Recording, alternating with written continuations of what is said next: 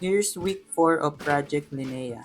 For day 19, start kami ng mag-asinta ng wall siding para sa roofing nitong extension. And also, nagpa-pipe relining din for clean water line. And then, after ma-finish ng asinta ng roof siding wall is nag-rebar na for the flooring of the extension. And then, after that is eto na binubuhusan na namin.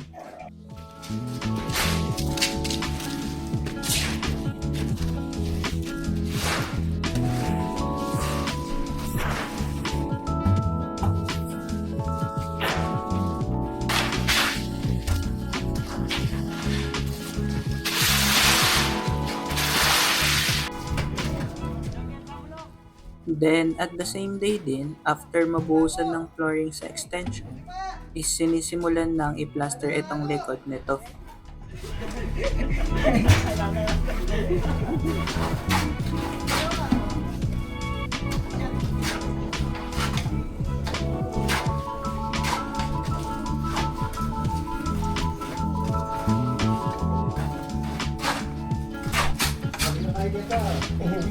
Kahit iban, abundog.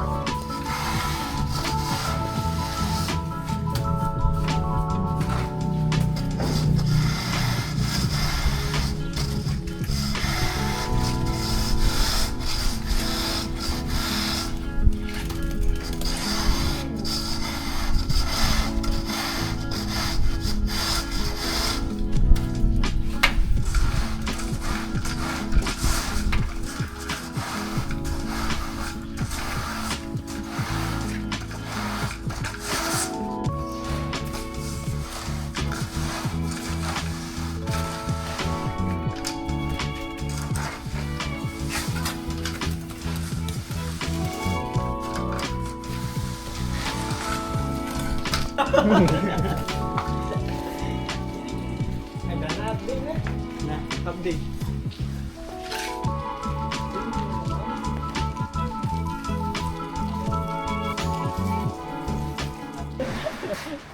Hindi na yan, kahit umaraw umulan, laban lang.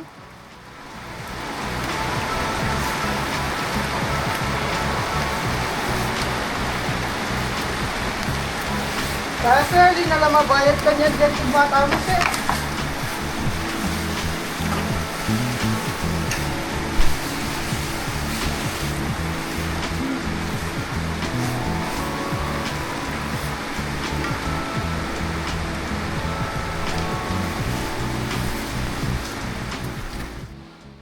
And here's the update naman sa second floor. So natapos na itong araw na to, ma-finish ang painting dito sa ating stair wall.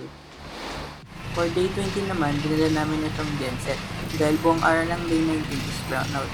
And ito nga ginagamit ito para sa chipping wells ng mga power outlet.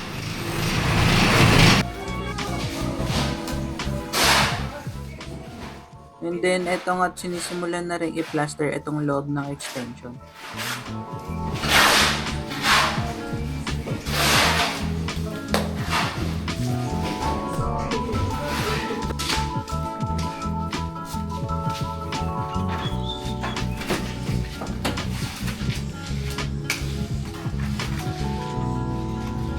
Sa bonito.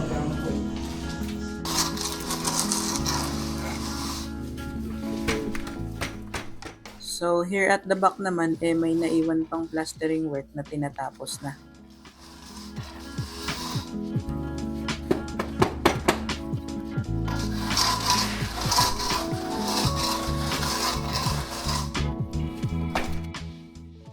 And here's the result of the plastering work para sa extension.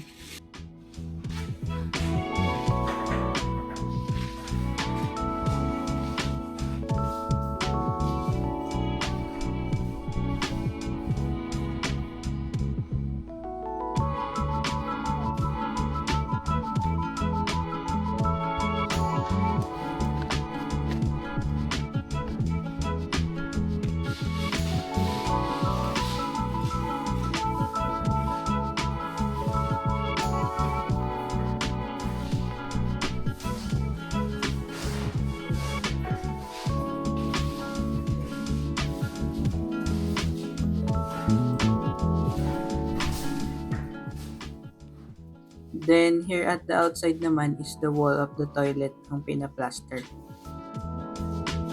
Pogi! Then pagmamalaki ko lang itong finished product ng plastering. Grabe yung craftsmanship sa pagpa-plaster. Pantay na pantay at mabilis ang pagkakagawa. Pulidong pulido at hindi binabasta ang trabaho.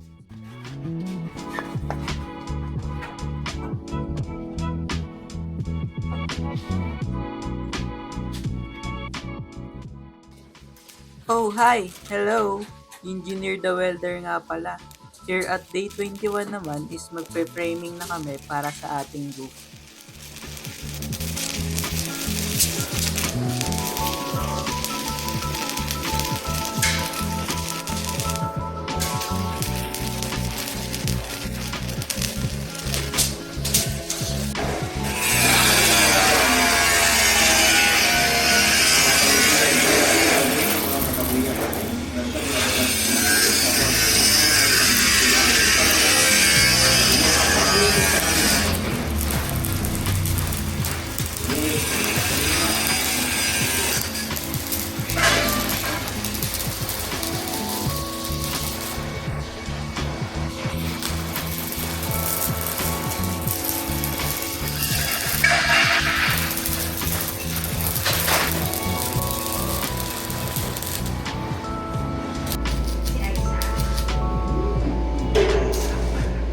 Driver pa yan, boy.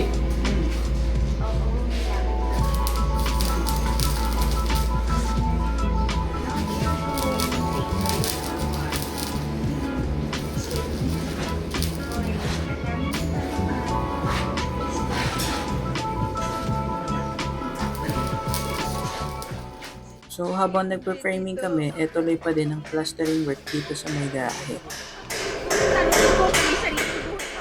And here's the finished product of the framing. After this, isaantayin na lang nating dumating ang order nating long span na nakasukat ang haba based dito sa frame na ito para wala nang dugtungan.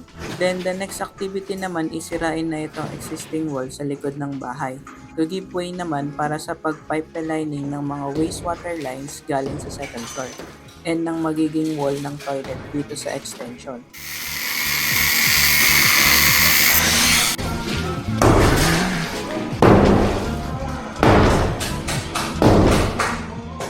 Itong magiging pipe riser na ginagawa namin is katulad lang din ng existing na pinadaan ito sa partition wall ng toilet.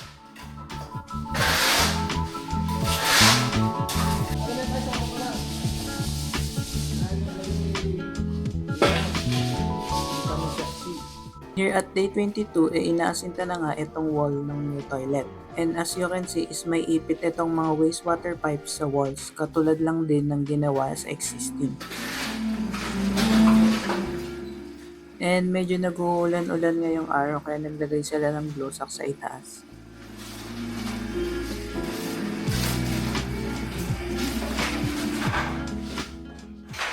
And here's the outcome ng pipe relining ng wastewater pipes galing sa toilet sa itaas.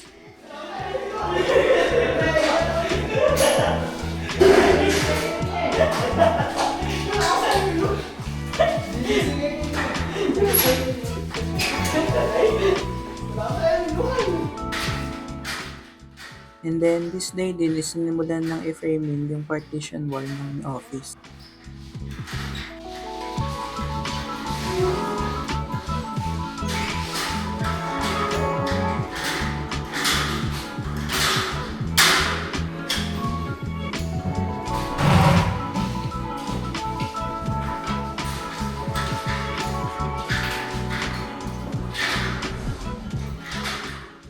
Then, as you can see here, is nilagyan namin ng A&B epoxy itong mga dugtungan ng pipes para siguradong walang tutulog galing sa mga ito.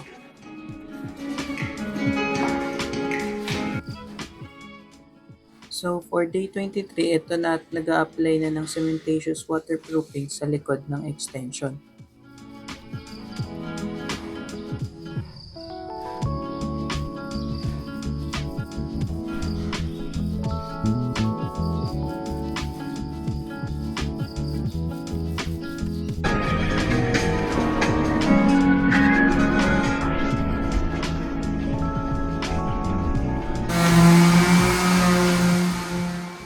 for this day is natapos na ma-plaster itong mga outside face ng walls ng new toilet dito sa ground floor.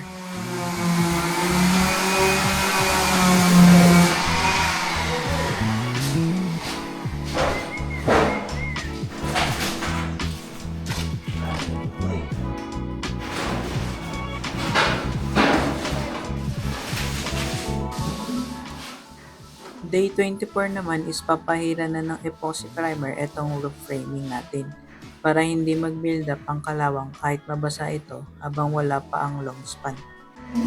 And here's the update naman sa mga ibang activities. So within this day din isisimulan ng i-tiles itong toilet dito sa second floor.